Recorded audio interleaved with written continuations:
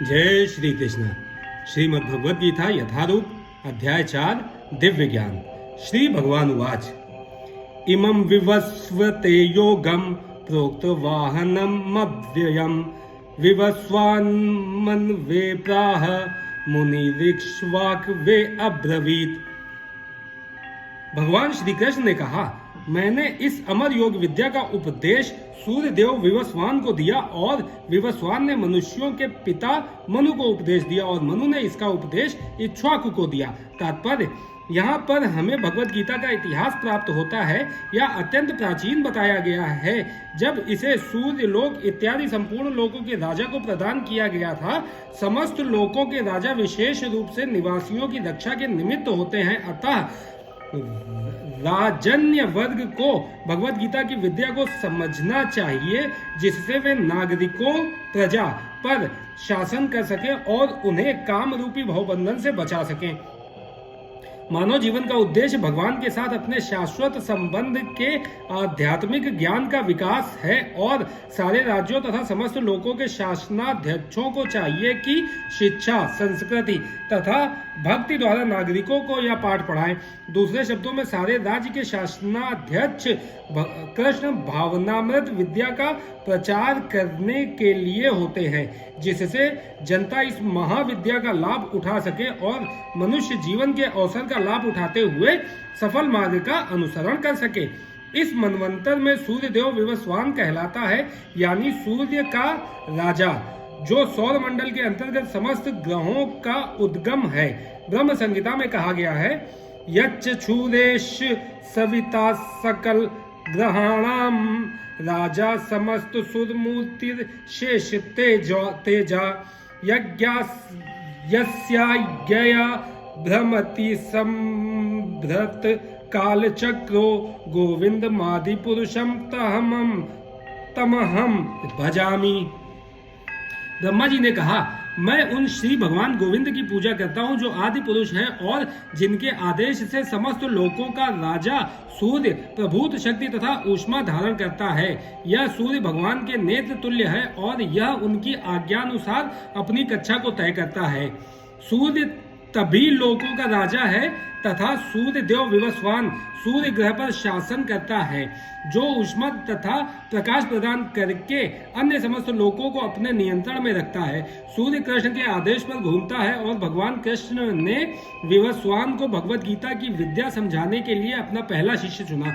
अतः गीता किसी मामूली सांसारिक विद्यार्थी के लिए कोई काल्पनिक भाष्य नहीं, अपितु ज्ञान का मानक ग्रंथ है जो अनंत काल से चला आ रहा है। महाभारत में हमें गीता का इतिहास इस रूप में प्राप्त होता है। त्रैतायुगादौ च ततो विवस्वान्मन्वे ददौ मनुष्य लोक भृत्यर्थम सुतायेच्छ वाक्वे ददौ इक्ष्वाकुणा च कथितो व्याप्य लोकान वस्थिता।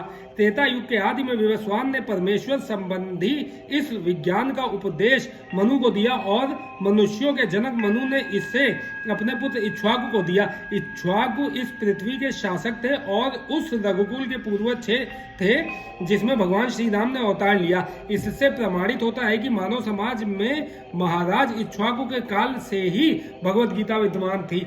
इस समय कलयुग के केवल 5000 वर्ष व्यतीत हुए हैं, जबकि इसकी पूर्णायु 4,32,000 वर्ष है। इसके पूर्व द्वापर 8 लाख वर्ष था और इसके भी पूर्व त्रेतायुग 12 लाख वर्ष था।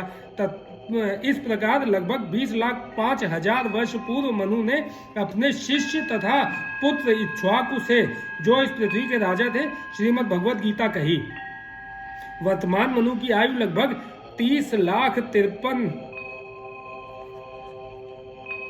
करोड़ 53 लाख वर्ष अनुमानित की जाती है, जिसमें से 12 करोड़ 4 लाख वर्ष बीत चुके हैं।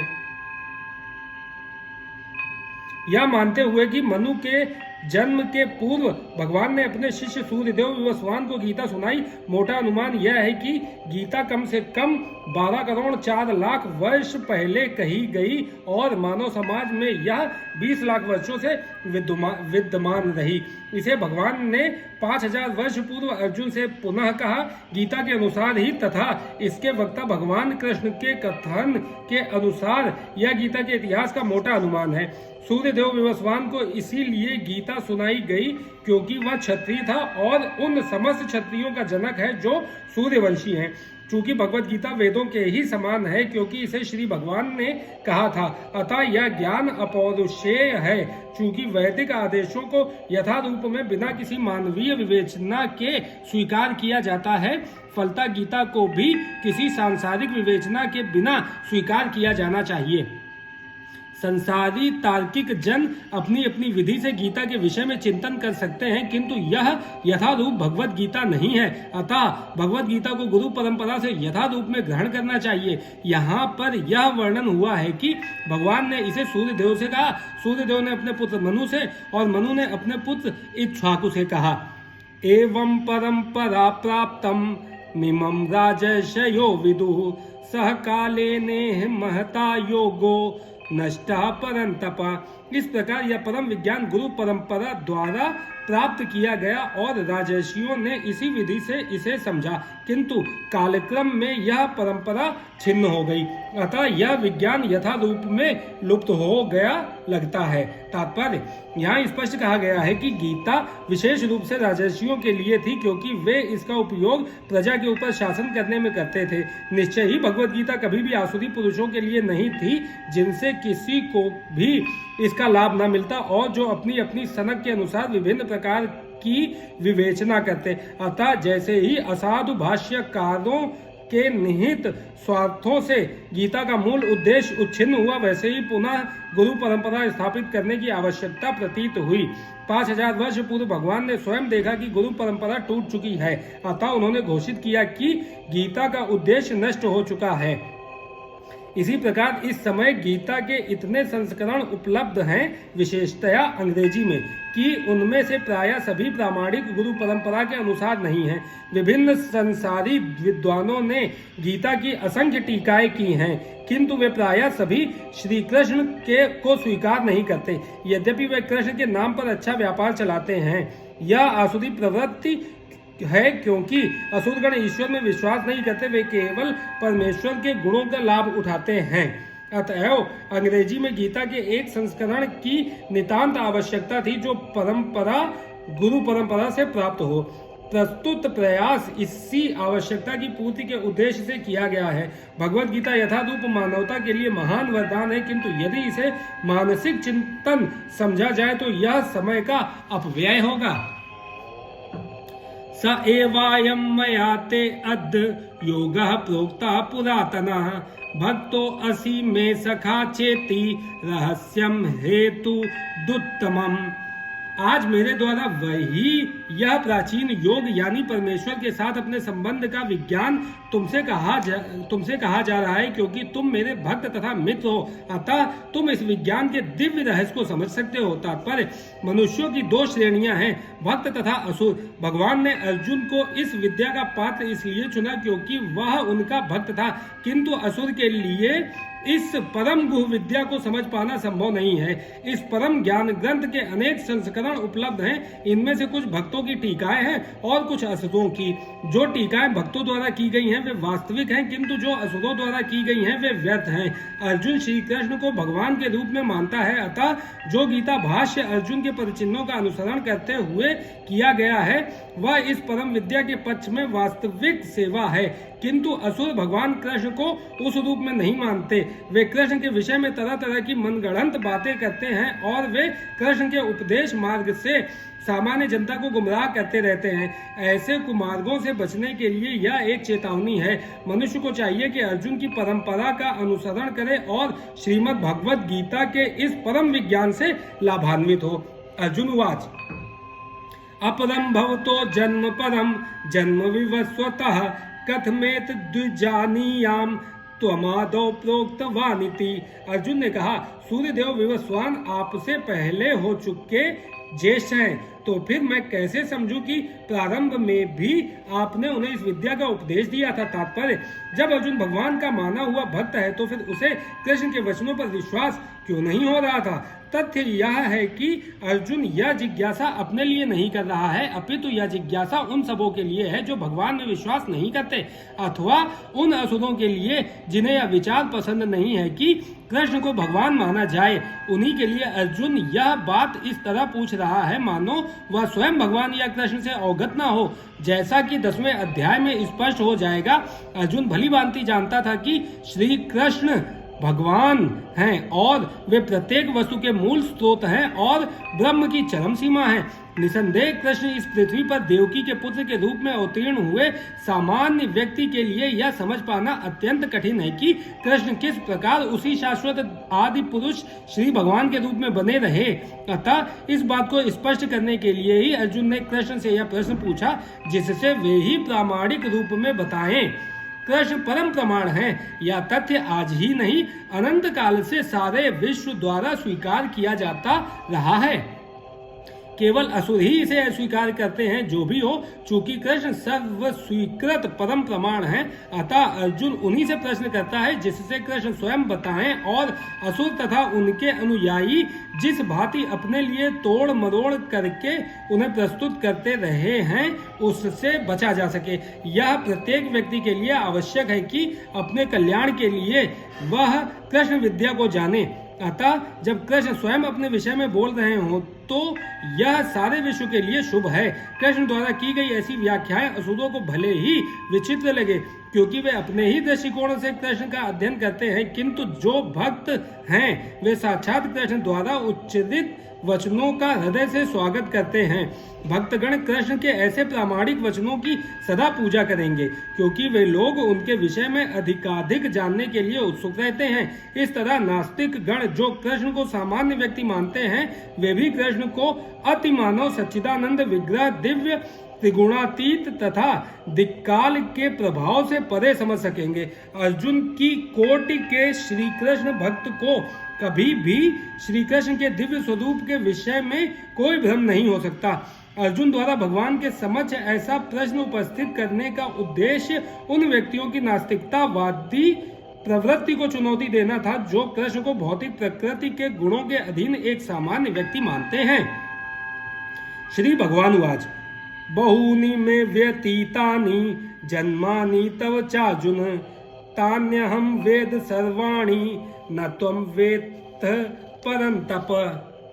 श्री भगवान ने कहा, तुम्हारे साथ मेरे अनेकानेक जन्म हो चुके हैं, मुझे तो उन सबका स्मरण है, किंतु हे परंतप तुम्हें उनका स्मरण नहीं रह सकता। तात्पर्य, ब्रह्म संहिता में हमें भगवान के अनेकानेक अवतारों की सूचना प्राप्त होती है। उसमें कहा गया है, अद्वैतम अच्युत मनादि मनंत रूप माधम पुराण पुरुषम नव यौवनम चा वेदेषु दुर्लभम आत्म भक्तो गोविंद मादि पुरुषम तमहम भजामी।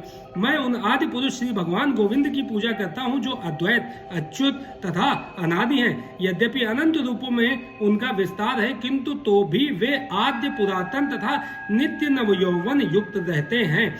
श्री भगवान के ऐसे सच्चिदानंद रूप को प्रायः श्रेष्ठ वैदिक विद्वान जानते हैं, किंतु विशुद्ध अनन्य भक्तों को तो उनके दर्शन नित्य ही होते रहते हैं। ब्रह्म संहिता में यह भी कहा गया है, रामादि मूर्तिषु कलानियमेन तिष्ठन् नानावतार मकरोध भुवनेषु, किंतु कृष्णः स्वयं समभवत परमः पुमान् यो गोविंदमादि पुरुषम तमहम भजामि।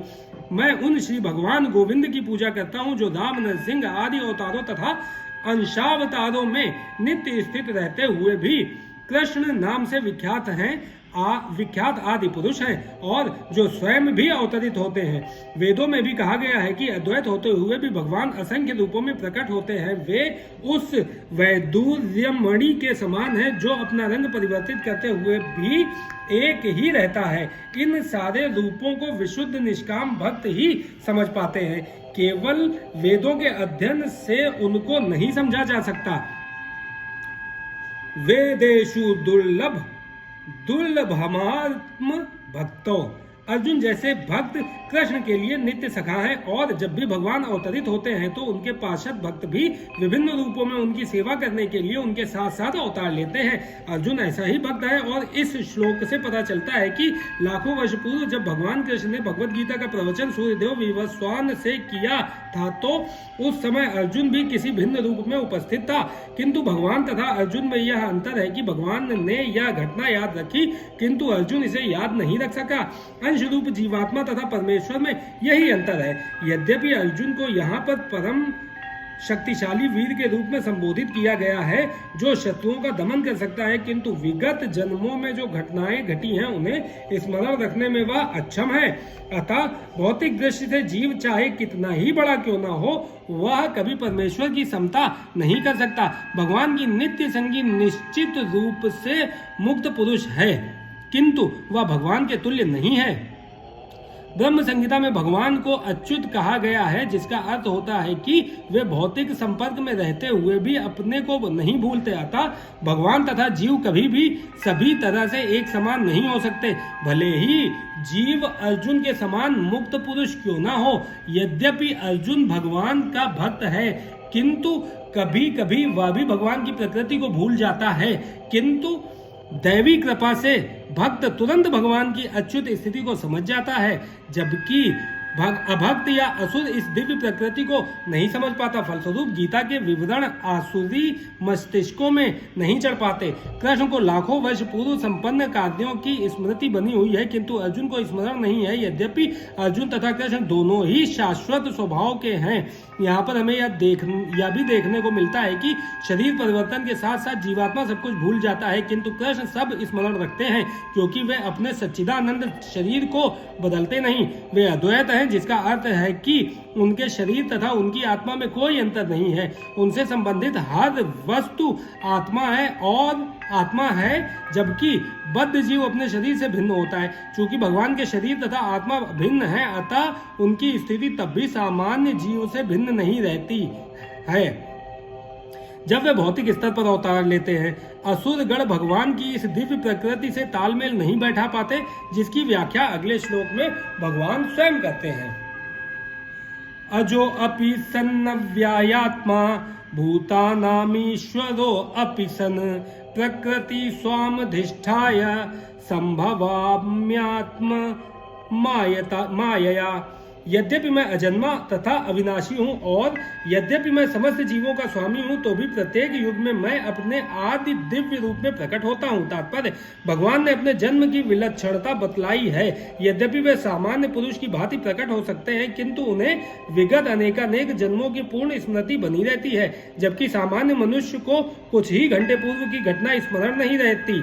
यदि कोई पूछे कि एक दिन पूर्व इसी समय तुम क्या कर रहे थे, तो सामान्य व्यक्ति के लिए इसका तत्काल उत्तर दे पाना कठिन होगा। उससे इसको स्मरण करने के लिए अपनी बुद्धि को कुरेदना पड़ेगा कि वह कल इसी समय क्या कर रहा था। फिर भी लोग प्रायः अपने को ईश्वर या कृष्ण घोषित करते रहते हैं। मनुष्य को ऐसी निरर्थक घोषणाओं से भ्रमित नहीं होना चाहिए। अब भगवान दोबारा अपनी प्रकृति या स्वरूप की व्याख्या करते हैं। प्रकृति का अर्थ स्वभाव तथा स्वरूप दोनों है। भगवान कहते हैं कि वे अपने ही शरीर में प्रकट होते हैं। वे सामान्य जीव की भांति शरीर परिवर्तन नहीं करते। इस जन्म में बद्ध जीव का एक प्रकार का शरीर हो सकता है, किंतु अगले जन्म में दूसरा शरीर रहता है। भौतिक जगत में जीवन का कोई स्थायी शरीर नहीं है, अपितु वह एक शरीर से दूसरे में देहांतरण करता रहता है। किंतु भगवान ऐसा नहीं करते। जब भी वे प्रकट होते हैं तो अपनी अंतरंगा शक्ति से वे अपने उसी आदि शरीर में प्रकट होते हैं। दूसरे शब्दों में श्री कृष्ण इस जगत में अपने आदि शाश्वत स्वरूप में दो भुजाओं में बांसुरी धारण किए अवतरित होते हैं। वे इस भौतिक जगत से निष्कुलशित रहकर अपने शाश्वत शरीर सहित प्रकट होते हैं। यद्यपि वे अपने उसी दिव्य शरीर में प्रकट होते हैं और ब्रह्मांड के स्वामी होते हैं, तो भी ऐसा लगता है कि वे सामान्य जीव की भांति प्रकट हो रहे हैं। यद्यपि उनका शरीर भौतिक शरीर की भांति क्षीण नहीं होता, फिर भी ऐसा प्रतीत होता है कि भगवान कृष्ण बालपन से कुमारावस्था तथा कुमारावस्था से तरुणावस्था प्राप्त करते हैं।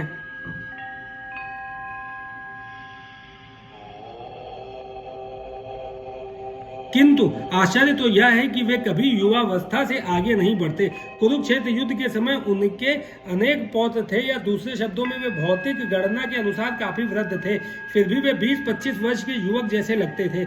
हमें कृष्ण की वृद्धावस्था का कोई चित्र नहीं दिखता, क्योंकि वे कभी भी हमारे समान वृद्ध नहीं होते। यद्यपि वे तीनों काल में, भूत, वर्तमान तथा भविष्य काल में सबसे वयोवृद्ध पुरुष हैं। ना तो उनका शरीर और ना ही बुद्धि कभी क्षीण होती या बदलती है। अतः यह स्पष्ट है कि इस जगत में रहते हुए भी वे उसी अजन्मा सच्चिदानंद रूप वाले हैं, जिनके दिव्य शरीर तथा बुद्धि में कोई परिवर्तन नहीं होता। वस्तुतः उनका आविर्भाव और तिरोभाव सूर्य के उदय तथा अस्त के समान है, जो हमारे सामने से घूमता हुआ हमारी दृष्टि से ओझल हो जाता है। जब सूर्य हमारी दृष्टि से ओझल रहता है तो हम सोचते हैं कि सूर्य अस्त हो गया है, और जब वह हमारे समक्ष होता है तो हम सोचते हैं कि वह क्षितिज में है। वस्तुतः सूर्य स्थिर है, किंतु अपनी अपूर्ण एवं त्रुटिपूर्ण इंद्रियों के कारण हम सूर्य को उदय और अस्त होते परिकल्पित करते हैं। और चूंकि भगवान का प्राकट्य तथा तिरोधान सामान्य जीव से भिन्न है, अतः स्पष्ट है कि वे शाश्वत हैं, अपनी अंतरंगा शक्ति के कारण आनंद स्वरूप हैं और इस भौतिक प्रकृति द्वारा कभी कलुषित नहीं होते। वेदों द्वारा भी पुष्टि की जाती है कि भगवान अजन्मा होकर भी अनेक रूपों में अवतरित होते रहते हैं। वैदिक साहित्य से भी पुष्टि होती है कि यद्यपि भगवान जन्म लेते प्रतीत होते हैं, किंतु तो भी वे शरीर परिवर्तन नहीं करते। श्रीमद् भागवत में वे अपनी माता के समक्ष नारायण रूप में 4 भुजाओं तथा षड ऐश्वर्यों से युक्त होकर प्रकट होते हैं। उनका आद्य शाश्वत रूप में प्राकट्य उनकी अहेतुकी कृपा है, जो जीवों को प्रदान की जाती है, जिससे वे भगवान के यथा रूप में अपना ध्यान केंद्रित कर सकें, ना कि निर्विशेषवादियों द्वारा मनोधर्म या कल्पनाओं पर आधारित रूप में। विश्व कोश के अनुसार माया या आत्म माया शब्द भगवान की अहेतुकी कृपा का सूचक है। भगवान अपने समस्त पूर्व आविर्भाव तिरोभावों से अवगत रहते हैं, किंतु सामान्य जीव को जैसे ही नवीन शरीर प्राप्त होता है, वह अपने पूर्व शरीर के विषय में सब कुछ भूल जाता है। वे समस्त जीवों के स्वामी हैं, क्योंकि इस धरा पर रहते हुए वे आश्चर्यजनक तथा अति मानवीय लीलाएं करते रहते हैं। अतः भगवान निरंतर वही परम सत्य रूप हैं, और उनके स्वरूप तथा आत्मा में या उनके गुण तथा शरीर में कोई अंतर नहीं होता। अब यह प्रश्न किया जा सकता है कि इस संसार में भगवान क्यों आविर्भूत और तिरोभूत होते रहते हैं। अगले श्लोक में इसकी व्याख्या की गई है। यदा यदा हि धर्मस्य ग्लानिर्भवति भारत अभ्युत्थानम् अधर्मस्य तदात्मानं सृजाम्यहम्। हे भरतवंशी, जब भी और जहां भी धर्म का पतन होता है और अधर्म की प्रधानता होने लगती है, तब तब मैं अवतार लेता हूँ। तात्पर्य यहाँ पर सृजामि शब्द महत्वपूर्ण है। सृजामि सृष्टि के अर्थ में नहीं प्रयुक्त हो सकता, क्योंकि पिछले श्लोक के अनुसार भगवान के स्वरूप या शरीर की सृष्टि नहीं होती, क्योंकि उनके सारे स्वरूप शाश्वत रूप से विद्यमान रहने वाले हैं। अतः सृजामि का अर्थ है कि भगवान स्वयं यथा रूप में प्रकट होते हैं। यद्यपि भगवान कार्यक्रमानुसार अर्थात ब्रह्मा के एक दिन में 7वें मनु और 28वें युग में द्वापर के अंत में प्रकट होते हैं, किंतु वे इस नियम का पालन करने के लिए बाध्य नहीं हैं, क्योंकि वे स्वेच्छा से कर्म करने के लिए स्वतंत्र हैं। अतः जब भी अधर्म की प्रधानता तथा धर्म का लोप होने लगता है, तो वे स्वेच्छा से प्रकट होते हैं। धर्म के नियम वेदों में दिए हुए हैं, और यदि इन नियमों के पालन में कोई त्रुटि आती है तो मनुष्य अधार्मिक हो जाता है। श्रीमद् भागवत में बताया गया है कि ऐसे नियम भगवान के नियम हैं। केवल भगवान ही किसी धर्म की व्याख्या व्यवस्था कर सकते हैं। वेद भी मूलतः ब्रह्मा के हृदय में से भगवान द्वारा उच्चारित माने जाते हैं। अतः धर्म के नियम भगवान के प्रत्यक्ष आदेश हैं। धर्मम तु साक्षात् भगवत प्रणीतम भगवत गीता में आद्योपांत इन्हीं नियमों का संकेत है। वेदों का उद्देश्य परमेश्वर के आदेशानुसार ऐसे नियमों की स्थापना करना है और गीता के अंत में भगवान स्वयं आदेश देते हैं कि सर्वोच्च धर्म उनकी ही शरण ग्रहण करना है। वैदिक नियम जीव को पूर्ण शरणागति की ओर अग्रसर कराने वाले हैं और जब भी असुरों द्वारा इन नियमों में व्यवधान आता है तभी भगवान प्रकट होते हैं। श्रीमद् भागवत पुराण में हम जानते हैं कि बुद्ध कृष्ण के अवतार हैं जिनका प्रादुर्भाव उस समय हुआ जब भौतिकतावाद का बोलबाला था और भौतिकतावादी लोग वेदों को प्रमाण बनाकर उसकी आड़ ले रहे थे। यद्यपि वेदों में विशिष्ट कार्यों के लिए पशु बलि के विषय में कुछ सीमित विधान थे, किंतु आसुरी वृत्ति वाले लोग वैदिक नियमों का संदर्भ दिए बिना पशु बलि को अपनाए हुए थे। भगवान बुद्ध इस अनाचार को रोकने तथा अहिंसा के वैदिक नियमों की स्थापना करने के लिए अवतरित हुए। अतः भगवान के प्रत्येक अवतार का विशेष उद्देश्य होता है और इन सब का वर्णन शास्त्रों में हुआ है। यह तथ्य नहीं है कि केवल भारत की धरती में भगवान अवतरित होते हैं। वे कहीं भी और किसी भी काल में इच्छा होने पर प्रकट हो सकते हैं। वे प्रत्येक अवतार लेने पर धर्म के विषय में उतना ही कहते हैं जितना कि उस परिस्थिति में जन समुदाय विशेष समझ सकता है, लेकिन उद्देश्य एक ही रहता है, लोगों को ईश भावना भावित करना तथा धार्मिक नियमों के प्रति आज्ञाकारी बनाना। कभी वे स्वयं प्रकट होते हैं तो कभी अपने प्रामाणिक प्रतिनिधि को अपने पुत्र या दास के रूप में भेजते हैं या वेश बदलकर स्वयं ही प्रकट होते हैं। भगवत गीता के सिद्धांत अर्जुन से कहे गए थे, अतः वे किसी भी महापुरुष के प्रति हो सकते थे, क्योंकि अर्जुन संसार के अन्य भागों के सामान्य पुरुषों की अपेक्षा अधिक जागरूक था। 2 और 2 मिलकर 4 होते हैं। यह गणितीय नियम प्राथमिक कक्षा के विद्यार्थी के लिए उतना ही सत्य है जितना कि उच्च कक्षा के विद्यार्थी के लिए। तो भी गणित उच्च स्तर तथा निम्न स्तर का होता है। अतः भगवान प्रत्येक अवतार में एक जैसे सिद्धांतों की शिक्षा देते हैं जो परिस्थितियों के अनुसार उच्च या निम्न प्रतीत होते हैं। जैसा कि आगे बताया जाएगा, धर्म के उच्चतर सिद्धांत 4 वर्णाश्रमों को स्वीकार करने से प्रारंभ होते हैं। अवतारों का एकमात्र उद्देश्य सर्वत्र कृष्ण भावनामृत को उद्बोधित करना है। परिस्थिति के अनुसार यह भावनामृत प्रकट तथा अप्रकट होता है।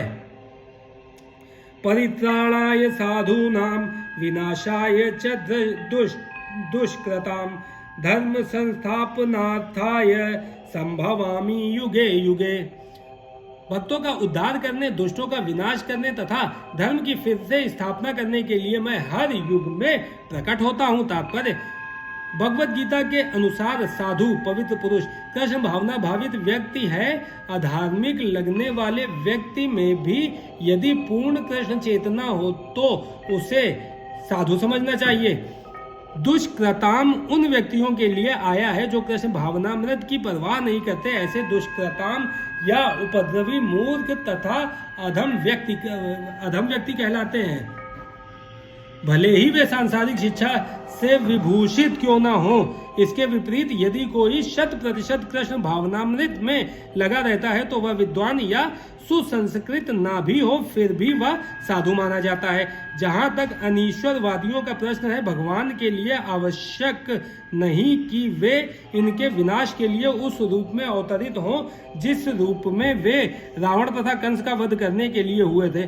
भगवान के ऐसे अनेक अनुचर हैं जो असुरों का संहार करने में सक्षम है, किंतु भगवान तो अपने उन निष्काम भक्तों को तुष्ट करने के लिए विशेष रूप से अवतार लेते हैं जो असुरों द्वारा निरंतर तंग किए जाते हैं। असुर भक्त को तंग करता है, भले ही वह उसका सगा संबंधी क्यों ना हो। यद्यपि प्रहलाद महाराज हिरण्यकशिपु के पुत्र थे, किंतु तो भी वे अपने पिता द्वारा उत्पीड़ित थे। इसी प्रकार कृष्ण की माता देवकी यद्यपि कंस की बहन थी, किंतु उन्हें तथा उनके पति वासुदेव को इसलिए दंडित किया गया था क्योंकि उनसे कृष्ण को जन्म लेना था। अतः भगवान कृष्ण मुख्यतः देवती के उद्धार करने के लिए प्रकट हुए थे, कंस को मारने के लिए नहीं। किंतु ये दोनों कार्य एक साथ संपन्न हो गए। अतः यह कहा जाता है कि भगवान भक्त द्वारा भक्त का उद्धार करने तथा दुष्ट असुरों का संहार करने के लिए विभिन्न अवतार लेते हैं। कृष्णदास कविराज कृत चैतन्य चरितामृत के निम्नलिखित श्लोकों से अवतार के सिद्धांतों का सारांश प्रकट होता है। सृष्टि हेतु ए मूर्ति प्रपंचे अवतरे से ईश्वर मूर्ति अवतार नाम धरे मायातीत पदव्यों में सबार अवस्थान विश्व अवतरी धरे अवतार नाम। अवतार तथा ईश्वर का अवतार भगवत धाम से भौतिक प्राकट्य हेतु होता है। ईश्वर का वह विशिष्ट रूप जो इस प्रकार अवतरित होता है अवतार कहलाता है। ऐसे अवतार भगवत धाम में स्थित रहते हैं। जब वे भौतिक सृष्टि में उतरते हैं तो उन्हें अवतार कहा जाता है। अवतार कई तरह के होते हैं यथा पुरुषावतार, गुणावतार, लीलावतार, शक्त्यावेश अवतार, मनवंतर अवतार तथा युगावतार। इन सबका इस ब्रह्मांड में क्रमानुसार अवतरण होता है, किंतु भगवान कृष्ण आदि भगवान है और समस्त अवतारों के उद्गम है। भगवान श्री कृष्ण शुद्ध भक्तों की चिंताओं को दूर करने के विशिष्ट प्रयोजन से अवतार लेते हैं, जो उन्हें उनकी मूल वृंदावन लीलाओं के रूप में देखने के उत्सुक रहते हैं। अतः कृष्ण अवतार का मूल उद्देश्य अपने निष्काम भक्तों को प्रसन्न करना है। भगवान का वचन है कि वे प्रत्येक युग में अवतरित होते रहते हैं। इससे सूचित होता है कि वे कलयुग में भी अवतार लेते हैं। जैसा कि श्रीमद् भागवत में कहा गया है कि कलयुग के अवतार भगवान चैतन्य महाप्रभु हैं, जिन्होंने संकीर्तन आंदोलन के द्वारा कृष्ण पूजा का प्रसार किया और पूरे भारत में कृष्ण भावनामृत का विस्तार किया। उन्होंने यह भविष्यवाणी की कि संकीर्तन की यह संस्कृति सारे विश्व के नगर नगर तथा ग्राम ग्राम में फैलेगी। भगवान चैतन्य को गुप्त रूप में किंतु प्रकट रूप में नहीं, उपनिषदों, महाभारत तथा भागवत जैसे शास्त्रों के गुह अंशों में वर्णित किया गया है। भगवान कृष्ण के भक्तगण भगवान चैतन्य के संकीर्तन आंदोलन द्वारा अत्यधिक आकर्षित रहते हैं। भगवान का यह अवतार दुष्टों का विनाश नहीं करता, अपितु अपनी अहेतुकी कृपा से उनका उद्धार करता है। जन्म कर्म च मे दिव्य मेवं यो वेत्ति तत्त्वतः त्वक्त्वा देहं पुनर्जन्म नैति मामेत सो अर्जुन। हे अर्जुन, जो मेरे आविर्भाव तथा कर्मों की दिव्य प्रकृति को जानता है, वह इस शरीर को छोड़ने पर इस भौतिक संसार में पुनः जन्म नहीं लेता, अपितु मेरे सनातन धाम को प्राप्त होता है। तात्पर्य, छठे श्लोक में भगवान के दिव्य धाम से उनके अवतरण की व्याख्या हो चुकी है। जो मनुष्य भगवान के आविर्भाव के सत्य को समझ लेता है, वह इस भवबंधन से मुक्त हो जाता है और इस शरीर को छोड़ते ही वह तुरंत भगवान के धाम को लौट जाता है। भवबंधन से जीव की ऐसी मुक्ति सरल नहीं है। निर्विशेषवादी तथा योगी जन पर्याप्त कष्ट तथा अनेकानेक जन्मों के बाद ही मुक्ति प्राप्त कर पाते हैं। इतने पर भी उन्हें जो मुक्ति भगवान की निराकार ब्रह्म ज्योति में तादात्म्य प्राप्त करने के रूप में मिलती है, वह आंशिकी होती है और इस भौतिक संसार में लौट आने का भय बना रहता है। किंतु भगवान के शरीर की दिव्य प्रकृति तथा उनके कार्यकलापों को समझने मात्र से भक्त इस शरीर का अंत होने पर भगवत धाम को प्राप्त करता है और उसे इस संसार में लौट आने का भय नहीं रह जाता। ब्रह्म संहिता में यह बताया गया है कि भगवान के अनेक रूप तथा अवतार हैं। अद्वैत बच्युत मनादिम अनंत रूपम। यद्यपि भगवान के अनेक दिव्य रूप हैं, किंतु फिर भी वे अद्वय भगवान हैं। इस तथ्य को विश्वास पूर्वक समझना चाहिए। यद्यपि यह संसारी विद्वानों तथा ज्ञान योगियों के लिए अगम्य है, जैसा कि वेदों में कहा गया है, एको देवो नित्य लीलानुरक्तो भक्त व्यापी रदंतरात्मा। एक भगवान अपने निष्काम भक्तों के साथ अनेकानेक दिव्य रूपों में सदैव संबंधित है।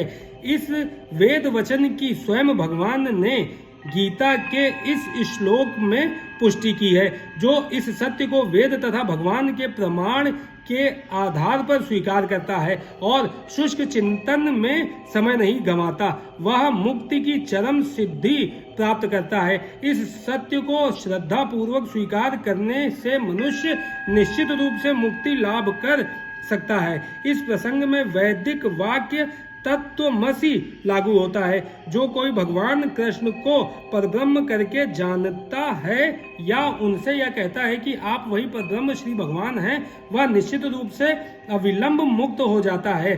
फलस्वरूप उसे भगवान की दिव्य संगति की प्राप्ति निश्चित हो जाती है।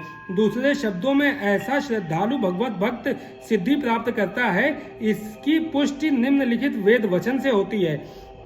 तमेव विदित्वाति मृत्युमेति नान्या पंथा विद्यते अयनाय। श्री भगवान को जान लेने से ही मनुष्य जन्म तथा मृत्यु से मुक्ति की पूर्ण अवस्था प्राप्त कर सकता है। इस सिद्धि को प्राप्त करने का कोई अन्य विकल्प नहीं है।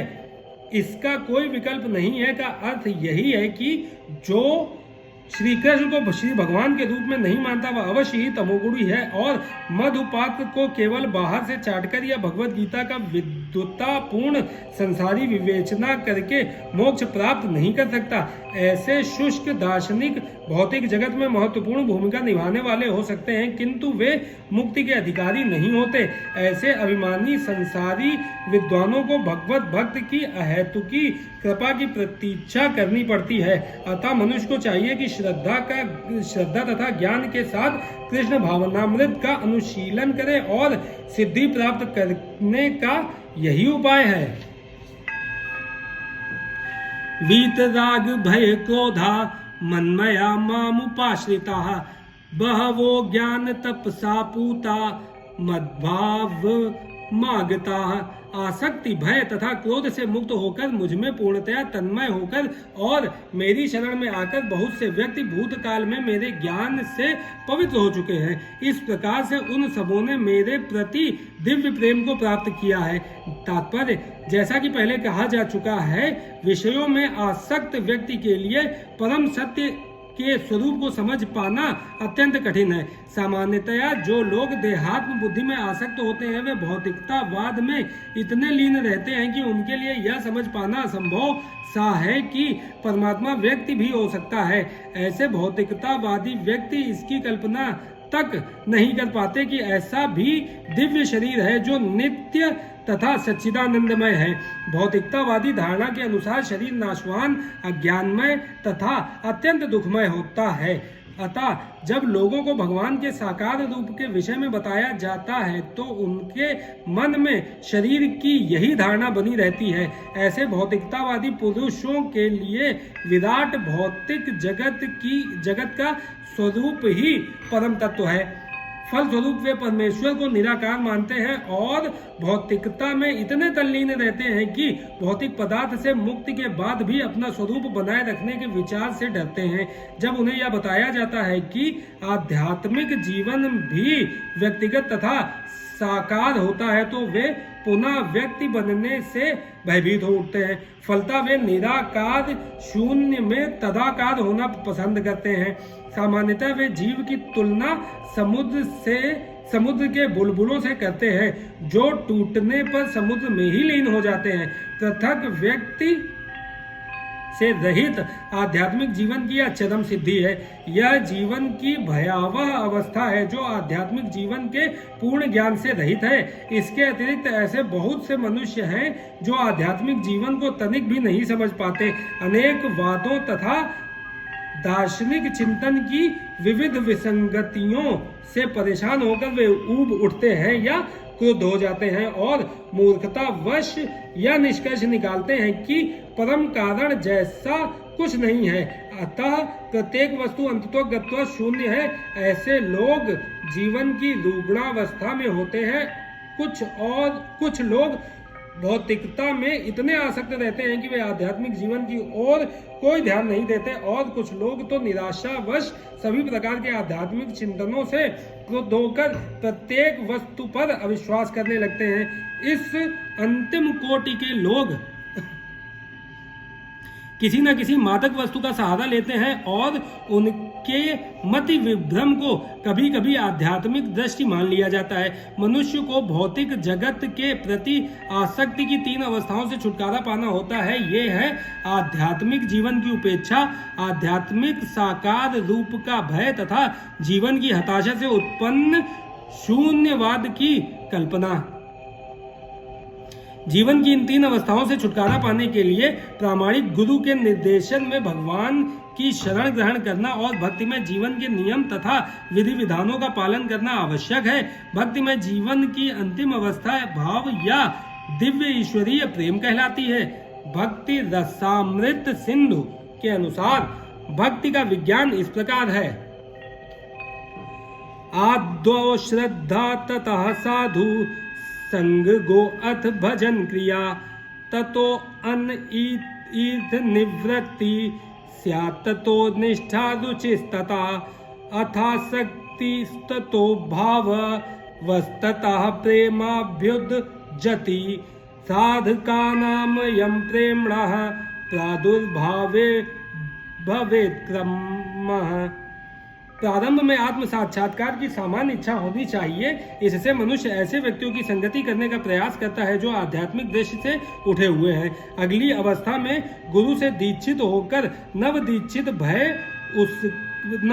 भक्त उसके आदेशानुसार भक्ति योग प्रारंभ करता है। इस प्रकार सद्गुरु के निर्देश में भक्ति करते हुए वह समस्त भौतिक आसक्ति से मुक्त हो जाता है। उसके आत्म साक्षात्कार में स्थिरता आती है और वह श्री भगवान कृष्ण के विषय में श्रवण करने के लिए रुचि विकसित करता है। इस रुचि से आगे चलकर कृष्ण भावनामृत में आसक्ति उत्पन्न होती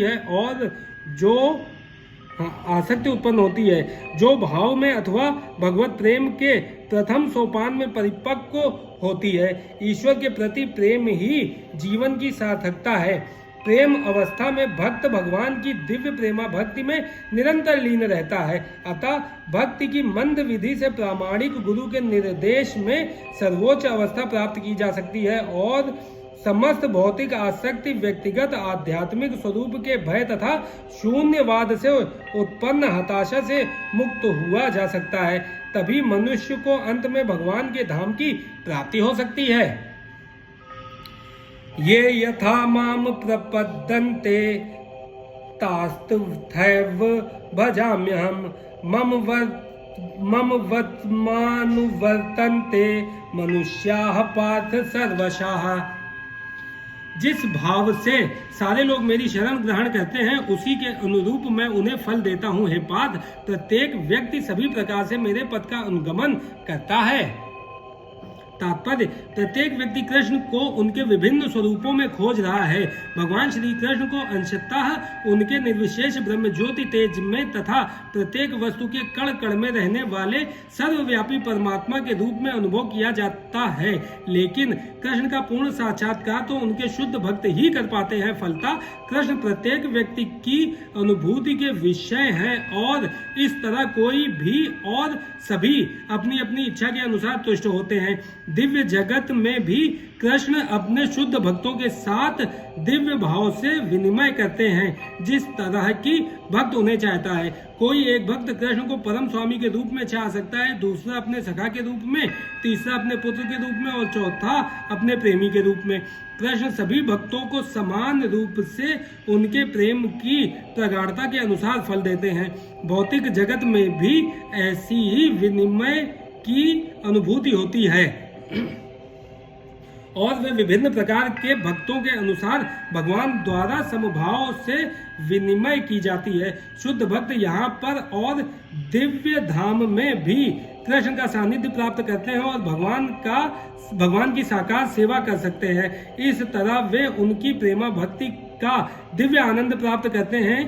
किंतु जो निर्विशेषवादी हैं और जो जीवात्मा के अस्तित्व को मिटाकर आध्यात्मिक आत्मघात करना चाहते हैं, कृष्ण उनको भी अपने तेज में लीन करके उनकी सहायता करते हैं। ऐसे निर्विशेषवादी सच्चिदानंद भगवान को स्वीकार नहीं करते। फलतः वे अपने व्यक्तित्व को मिटाकर भगवान की दिव्य सगुण भक्ति के आनंद को प्राप्त नहीं करते।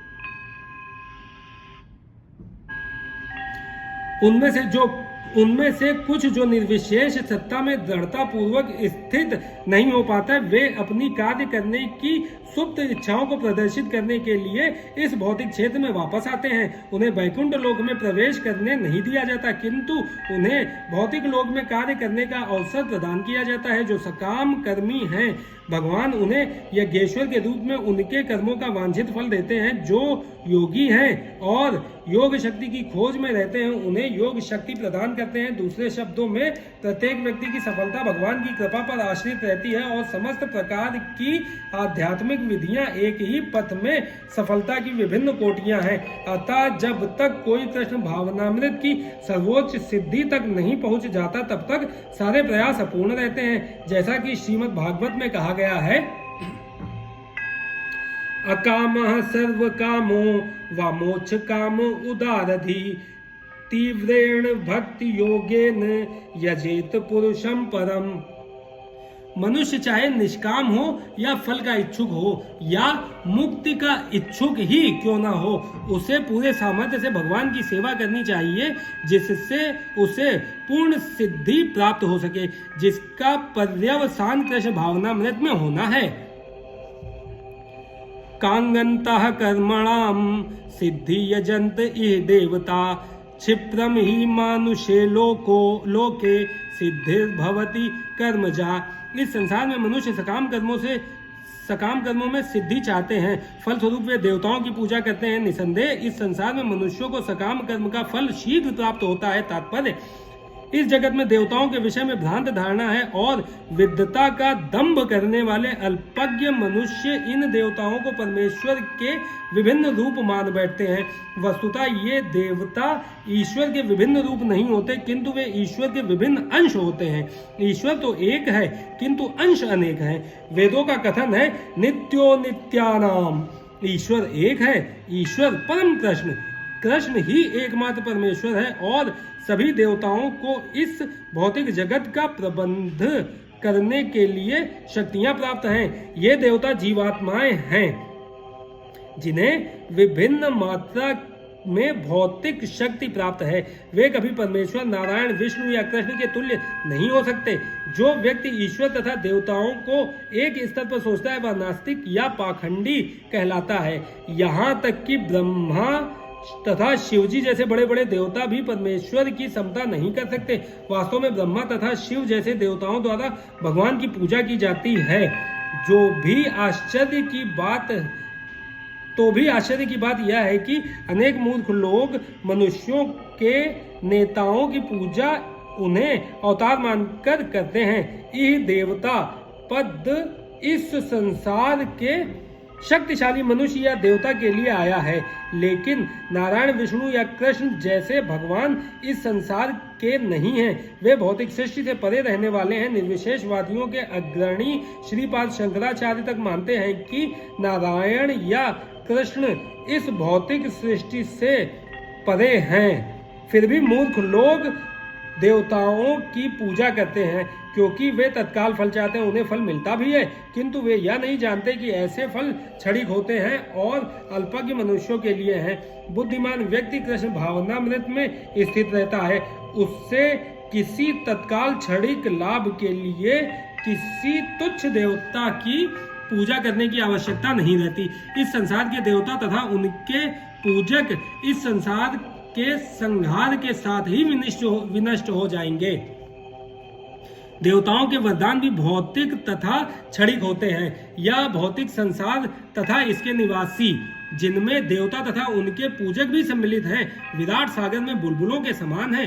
किंतु इस संसार में मानव समाज क्षणिक वस्तुओं यथा संपत्ति, परिवार तथा भोग की सामग्री के पीछे पागल रहता है। ऐसी क्षणिक वस्तुओं को प्राप्त करने के लिए लोग देवताओं की या मानव समाज की शक्तिशाली व्यक्तियों की पूजा करते हैं। यदि कोई व्यक्ति किसी राजनीतिक नेता की पूजा करके सरकार में मंत्री पद प्राप्त कर लेता है, तो वह सोचता है कि उसने महान वरदान प्राप्त कर लिया है। इसलिए सभी व्यक्ति तथाकथित नेताओं को साष्टांग प्रणाम करते हैं, जिससे वे क्षणिक वरदान प्राप्त कर सकें और सचमुच उन्हें ऐसी वस्तुएं मिल भी जाती हैं।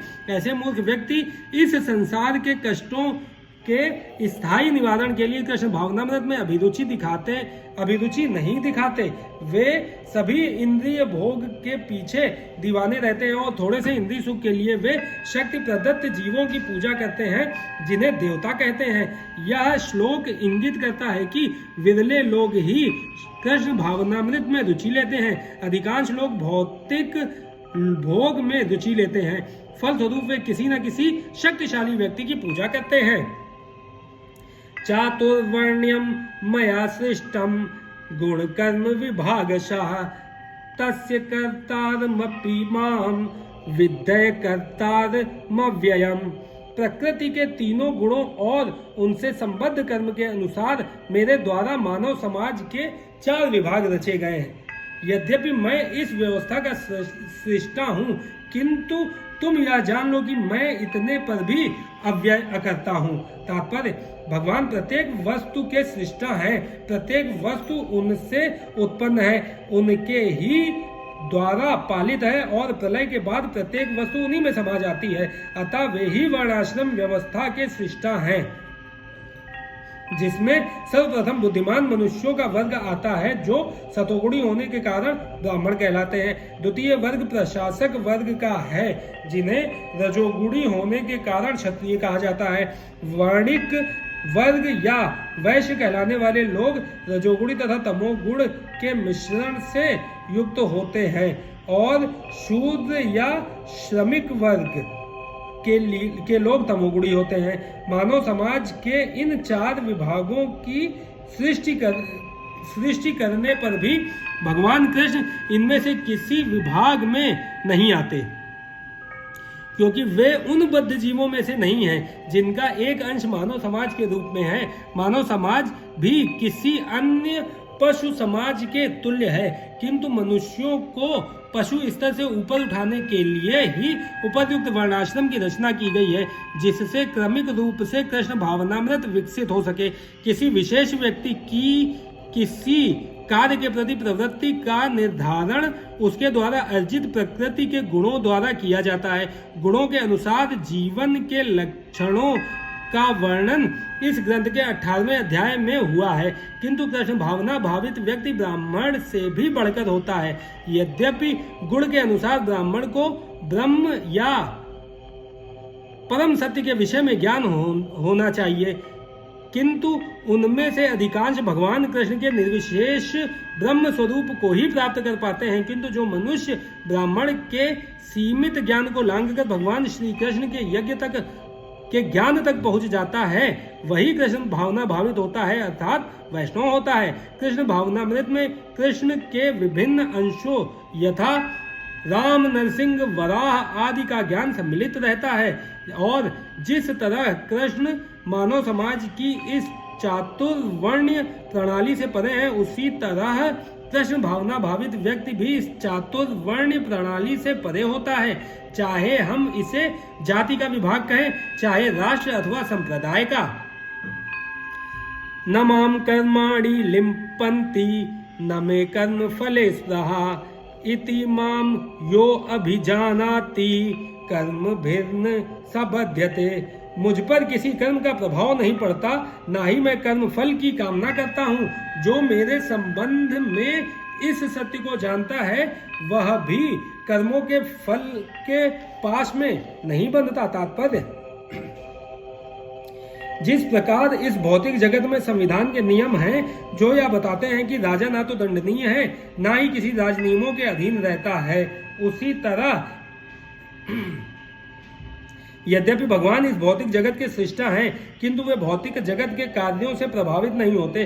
सृष्टि करने पर भी वे इससे पृथक रहते हैं, जबकि जीवात्माएं भौतिक कार्यकलापों के सकाम कर्म फलों में बंधी रहती हैं, क्योंकि उनमें प्राकृतिक साधनों पर प्रभुत्व दिखाने की प्रवृत्ति रहती है। किसी संस्थान का स्वामी कर्मचारियों के अच्छे बुरे कार्यों के लिए उत्तरदायी नहीं, कर्मचारी इसके लिए स्वयं उत्तरदायी होते हैं। जीवात्माएं अपने अपने इंद्रिय तृप्ति कार्यों में लगी रहती हैं, किंतु ये कार्य भगवान द्वारा निर्दिष्ट नहीं होते। इंद्रिय तृप्ति की उत्तरोत्तर उन्नति के लिए जीवात्माएं इस संसार के कर्म में प्रवृत्त हैं और मृत्यु के बाद स्वर्ग सुख की कामना करती रहती हैं। स्वयं में पूर्ण होने के कारण भगवान को तथाकथित स्वर्ग सुख का कोई आकर्षण नहीं रहता। स्वर्ग के देवता उनके द्वारा नियुक्त सेवक हैं।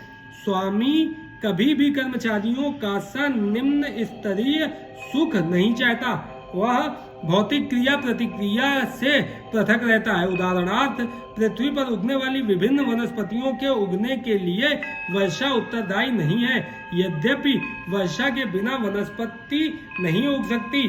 वैदिक स्मृति से इस तथ्य की पुष्टि इस प्रकार होती है। निमित्त मात्र मेवासो सज्जयानाम सर्ग कर्मणि प्रधान कारिणी भूता यतो वै सज्ज शक्तियः। भौतिक सृष्टि के लिए भगवान ही परम कारण है। प्रकृति तो केवल निमित्त कारण है जिससे विराट जगत दृष्टि गोचर होता है। प्राणियों की अनेक जातियां होती हैं, यथा देवता मनुष्य तथा निम्न पशु, और ये सब पूर्व शुभाशुभ कर्मों के फल भोगने को बाध्य हैं। भगवान उन्हें ऐसे कर्म करने के लिए केवल समुचित सुविधाएं तथा प्रकृति के गुणों के नियम सुलभ कराते हैं, किंतु वे उनके किसी भूत या वर्तमान कर्मों के लिए उत्तरदायी नहीं होते। वेदांत सूत्र में पुष्टि हुई है कि वैषम्य नैर्घण्य न सापेक्षत्वात्। भगवान किसी भी जीव के प्रति पक्षपात नहीं करते। जीवात्मा अपने कर्मों के लिए स्वयं उत्तरदायी है। भगवान उसे प्रकृति अर्थात बहिरंगा शक्ति के माध्यम से केवल सुविधा प्रदान करने वाले हैं। जो व्यक्ति इस कर्म नियम की सारी बारीकियों से भली भांति अवगत होता है, वह अपने कर्मों के फल से प्रभावित नहीं होता। दूसरे शब्दों में, जो व्यक्ति भगवान के इस दिव्य स्वभाव से परिचित होता है, वह कृष्ण भावनामृत में अनुभवी होता है, अतः उस पर कर्म के नियम लागू नहीं होते। जो व्यक्ति भगवान के दिव्य स्वभाव को नहीं जानता और सोचता है कि भगवान के कार्यकलाप सामान्य व्यक्तियों की तरह कर्म फल के लिए होते हैं, वे निश्चित रूप से कर्म फलों में बंध जाते हैं। किंतु जो परम सत्य को जानता है, वह कृष्ण भावनामृत में स्थिर मुक्त जीव है।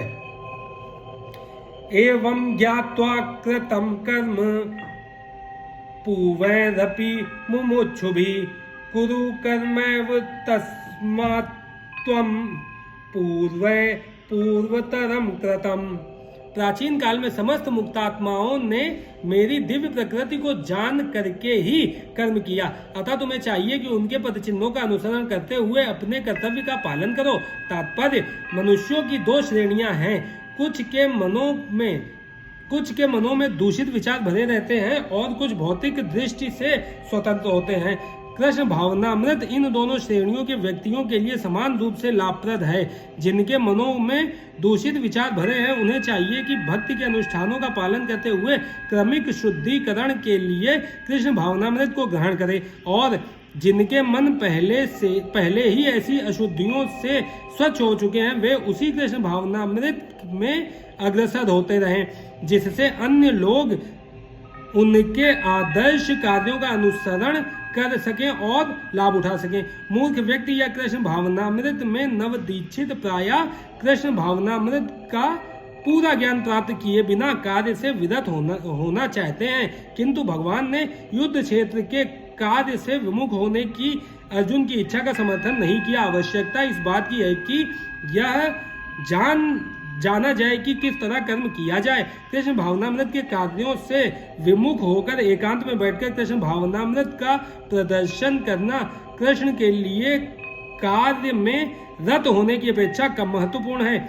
यहाँ पर अर्जुन को सलाह दी जाती है कि वह भगवान के अन्य पूर्व शिष्यों यथा सूर्यदेव विवस्वान के पद चिन्हों का अनुसरण करते हुए कृष्ण भावनामृत में कार्य करे। अतः वे उसे सूर्य देव के कार्यों को संपन्न करने के लिए आदेश देते हैं, जिसे सूर्यदेव ने उनसे लाखों वर्ष पूर्व सीखा था।